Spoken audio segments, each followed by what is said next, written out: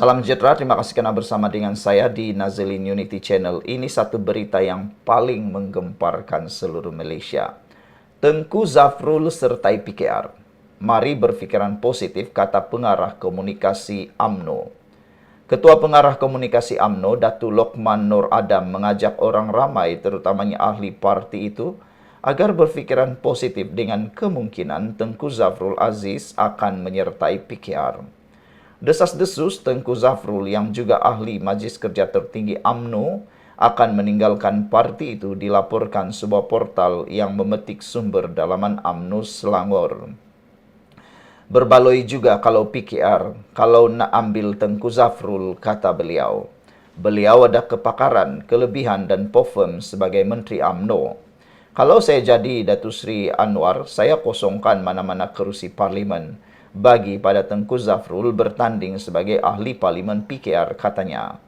Selesai masalah, boleh sambung beliau sebagai Menteri MITI, kata Lokman lagi. Terdahulu, FMT memetik sumber dalaman UMNO Selangor bahawa keputusan Tengku Zafrul untuk menyertai PKR dijangka dibuat dalam tempoh 2 hari lagi.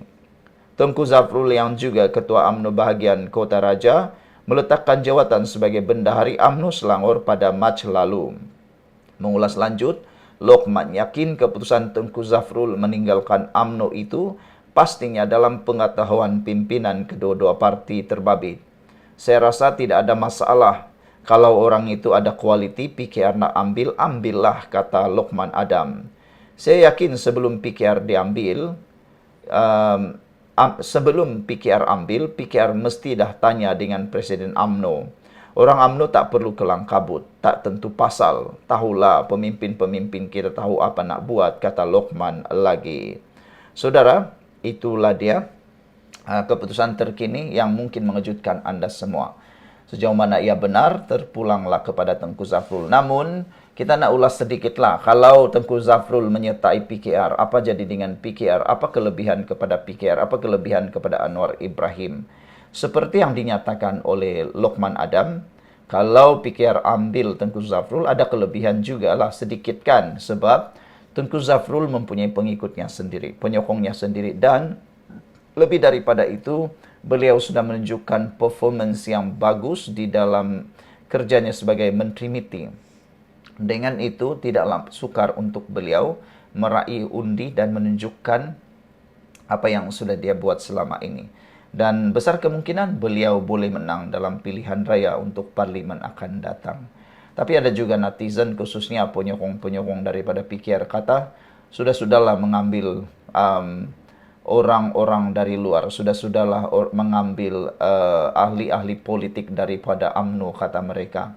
Karena tindakan itu akan menyebabkan ahli-ahli PKR yang lama akan bermasam muka, akan makan hati dan akan merajuk. Dengan itu, orang-orang lama, veteran dalam PKR, mungkin akan terbelakang, mungkin akan terabai. Jadi daripada mengambil pemimpin-pemimpin daripada parti lain, khususnya daripada UMNO, kata mereka lebih baik ambil perhatian dan gembling tenaga daripada ahli sendiri, ahli selama ini yang banyak berjuang mempertahankan dan membangunkan PKR itu sendiri, kata mereka. Tiada masalah juga mengambil Tengku Zafrul, tapi jadikan beliau sebagai ahli biasa dulu. Jangan terus dicalonkan, kata mereka, utamakan dulu yang sudah lama.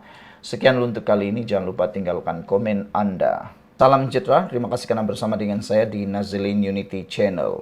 Hamzah Zainuddin buat satu pernyataan yang paling mengejutkan. Beliau berkata, hukum semua, termasuk presiden saya, kata Hamzah berkait kehilangan kedaulatan Batu Putih. Apalah agak-agaknya reaksi Muhyiddin Yassin di dalam kenyataan Hamzah Zainuddin ini. Presiden bersatu Muhyiddin Yassin antara menteri disebut Dr. Mahathir menghadiri mesyuarat berkait Batu Putih. Ketua Pembangkang Hamzah Zainuddin menggesa semua ahli jemaah menteri terbabit dalam pengendalian penyerahan kedaulatan Batu Putih sewaktu pentadbiran Dr. Mahathir Mohamad pada Mei 2018 dihukum. Ahli Parlimen Larut dari Perikatan Nasional PN itu mempersoalkan mengapa hanya ada desakan supaya tindakan diambil terhadap Mahathir yang menjadi Perdana Menteri kali kedua ketika peristiwa terbabit berlaku.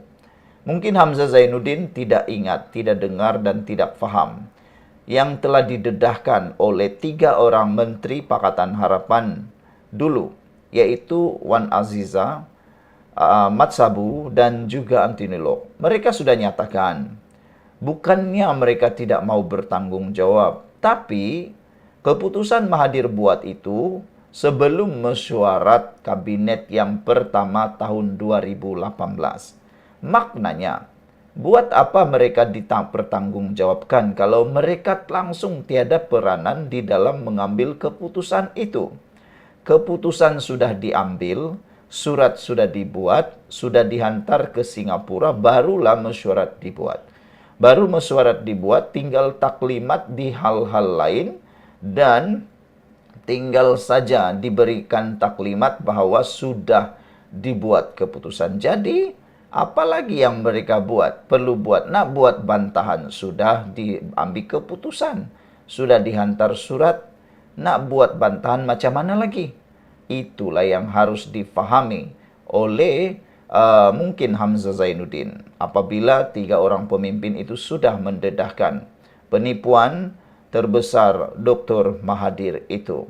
Apabila Hamzah Zainuddin memberikan pernyataan semua orang perlu bertanggung jawab, termasuk Muhyiddin yang turut bersama di dalam kabinet dan mesyuarat itu, tidaklah adil untuk dipertanggungjawabkan kepada orang yang tiada kena-mengena, tiada langsung membuat keputusan, bermesyuarat atau bersama dalam keputusan itu. Mereka hanya dengar taklimat, bukannya untuk berbincang lagi. Keputusan sudah dibuat, nak buat macam mana lagi kan? Anda fikir-fikirkanlah sendiri. Apa yang berlaku? Apakah Suruhanjaya Siasatan Diraja RCI mengenai Batu Putih, Batuan Tengah dan Tubir Selatan ini hanya untuk menghukum seseorang, kata Hamzah Zainuddin lagi. RCI itu adalah laporan Siasatan Diraja yang berkecuali, tiada kena-mengena dengan sesiapa. Jadi kenapa pula Hamzah Zainuddin cuba untuk mempertahankan Mahathir? Adakah ini untuk menghukum atau mencari seorang atau mencari kesalahan Dr. Mahathir sahaja? Katanya lagi, seluruh kabinet juga harus diambil kira kerana ia tanggung jawab kolektif katanya. Kalau nak hukum Perdana Menteri, hukum juga timbalan Perdana Menteri yang bersetuju. Kalau itu termasuk Presiden saya Muhyiddin, hukum dia sama. Tapi Pagoh berani bangun dan kata, itu dipersetujui kabinet. Katanya yang juga timbalan Presiden bersatu di Dewan Rakyat hari ini. Beliau berkata demikian pada perbahasan laporan RCI Batu Putih.